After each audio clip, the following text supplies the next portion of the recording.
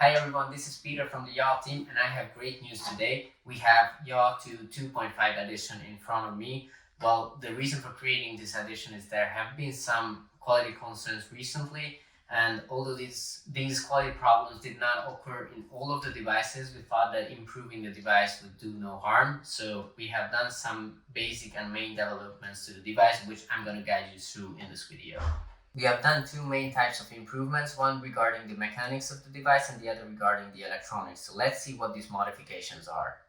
First of all, we have the new pitch sensor. Likewise, we have redesigned the roll sensor as well. And this new sensor is completely separable from the device. It's a modular part, so in the rare case of malfunctioning, it is very easy to be replaced. We have also completely changed the internal structure of the sensors so that the reliability issues that occasionally came up in the past cannot occur anymore. The sensors are way more reliable now. As you can see, everything is a little bit clearer now and everything is separable from each other. So it's a more modular design inside the device. The electronics can be separated very easily, and this is helpful in case of replacement parts as well. Although you cannot see it in the hardware, there is a new and wireless USB solution for transmitting the USB signals from accessories and peripherals that you plug into the device. We have also applied some reinforcement to the mechanics of the device. For example, this part of the rotation was prone to damage through shipment, and we have applied some additional metal reinforcement to it. Another reinforcement we have applied is for the bottom part of the roll platform. As you can see, it is very more stable now. Now, off to the pitch platform, we have put the improved roll sensor into the platform, and we have also redesigned the inside cover for the pitch platform, which is helpful in case of troubleshooting or replacing parts inside the platform. Additionally, we have now improved our testing processes a lot in recent months based on user feedback. Our automated electronics testing environment is now ready, and it gives a real-time indication if any of the electronics are malfunctioning. On the other hand, in order to detect faults due to physical impacts like dropping, rolling, hitting, or whatever happens during shipment, we have now introduced a fairly brutal shock bench test for all of the machines. If the machine survives all the testing, then comes a load test, for which we have now increased the time to nearly 6 hours, during which all the devices are now undergoing a continuous 120 kilograms or 265 pounds of load. And if, and only if after all these tests, or rather call them tortures, the machine works perfectly fine, then it is passed on to the packing team. Last but not least, these are the new design legs, which are very similar to the original ones, but with some redesigning. Another mechanical and very exciting improvement is this part of the design leg, which not only serves to hold on to the design legs themselves, but it serves as a good lifting point, and the casters will also connect to this part. These were the main modifications of the device. We believe that these will lead to an even more reliable simulator, and there have been also some concerns regarding the assembly, so let me show you now how easy it is to assemble the device. Every package includes the user guide, the assembly kit, which includes the screwdriver bits, but we recommend using an electric screwdriver with an extension. First, you put this handle inside the device, and if it connects well, then it looks like this. You have to hold it in place, and then you connect the design legs. And now the bolts.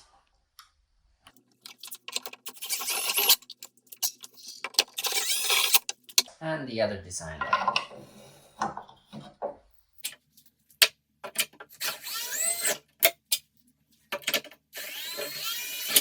If you did it well, it have to look like this. And then you can also use it as a handle.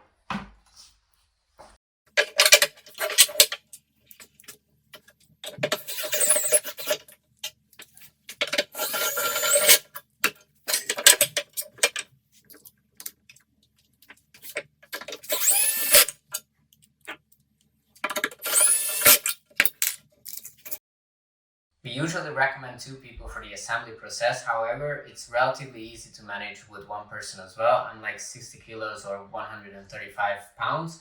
And I can lift the 2D platform and put it on top of the rotation platform. Before we started, let's see if the cables are in the way, and if they are, just put them aside. and check the arrows on the sides of the devices, and they have to match. They have to point towards each other.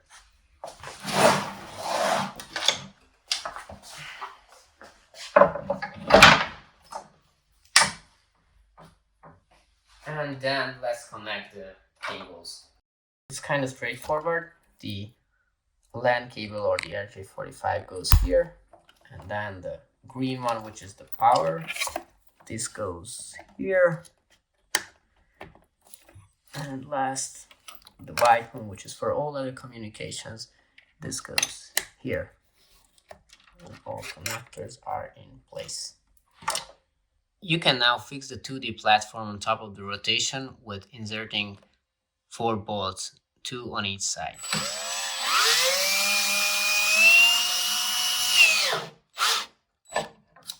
You don't have to tighten it too much, it's just for safety.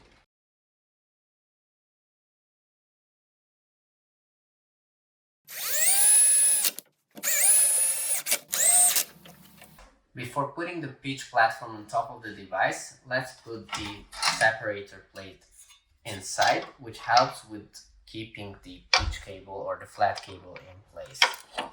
First, let's turn the cable outside, and then with the help of these 2 blue little fixers, we'll fix this in.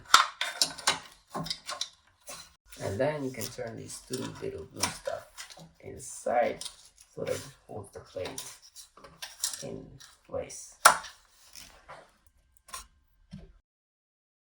And then we can bring the flat cable outside towards the rear part of the device.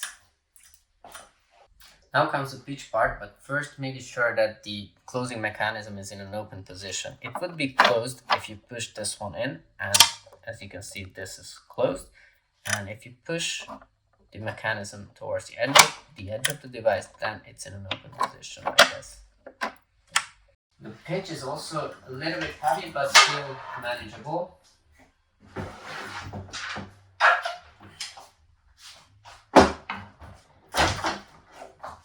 And check the cable on the back side that it is not underneath the pitch. If the flat cable is in the correct position, then I recommend gently moving the pitch a little bit to check if it moves smoothly, and if it does, then it is assembled correctly. Now the next step is to close the closing mechanism, and then also the safety lock. Now we have to close on the other side as well. If it's not easy to push this in, then you have to move the pitch around to find the closing position. Now we found it. And then the extra lock as well. Now it moves smoothly and it is in a correct position, as you can see. Now you can connect the flat cable. For this part you will need this small support plastic. First, you lift the pitch platform so you can get some space for yourself to connect the cable. And then using this small plastic, you insert it here and it keeps the pitch in place.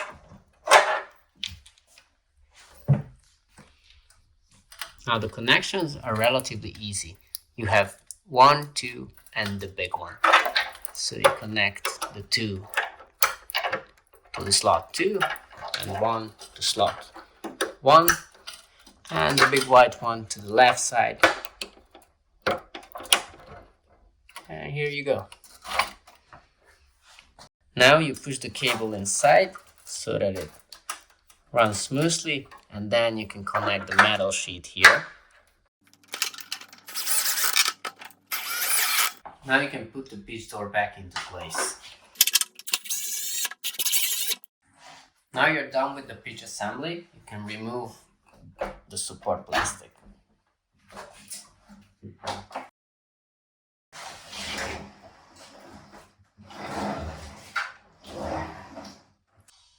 Next part is the roll, and this is the roll arc. By the way, you can remove the stickers anytime. I'm just not removing it throughout the assembly process. And this one you insert according to the arrows. So this one comes in here.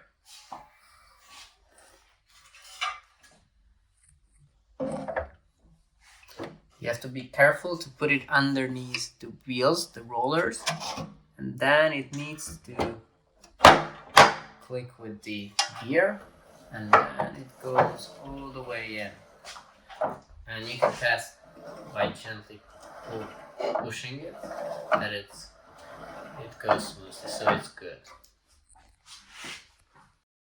And this is the roll platform. This is the front part, as you can see on the sticker. This comes to the front side of the device. Now, I first put it on top and then pull the cables out and insert it here. And the other ones as well.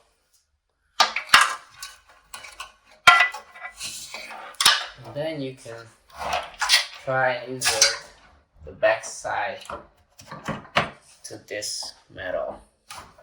Here you go. And then make sure that this part also aligns correctly here with the roll arc. That you can see almost no space in between. Now you insert the 8 bolts here.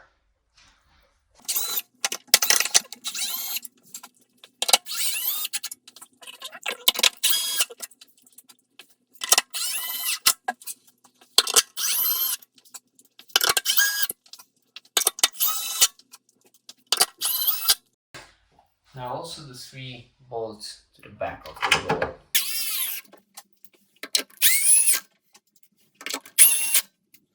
There's one last part for the assembly of the roll, and don't forget this part. This is the bumper for the other side of the roll arc. One on the left side is pre-installed, but you have to install the other one yourself.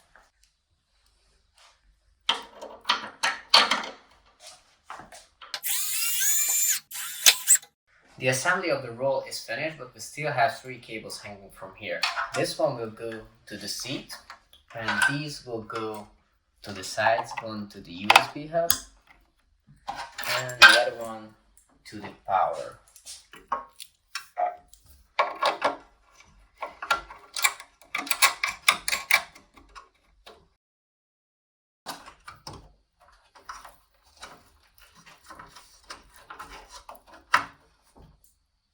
Now you have to insert the seat and the seat adapter to the roll platform.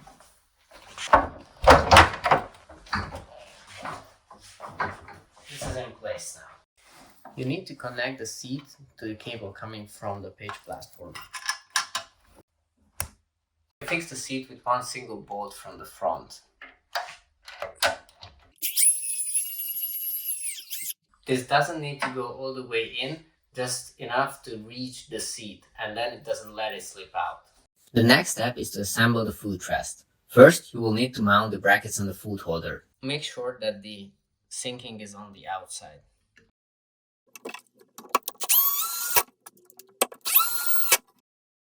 Let's do the other side as well.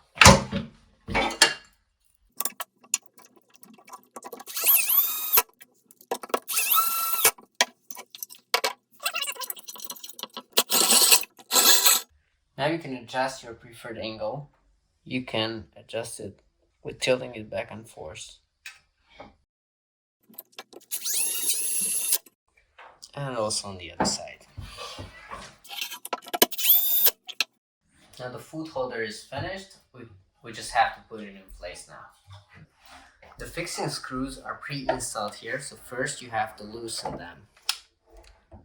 If it falls out, then you have to just put it back in place. And then on the other side as well.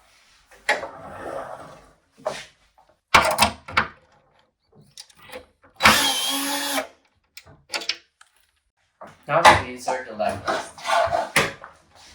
And then we tighten the screws that we just loosened previously. On the other side too. Now we have finished the assembly of the simulator itself, so we can just plug it in and check if it works. If we have a 3D UF device that is including the rotation platform, we always just plug in the bottom part.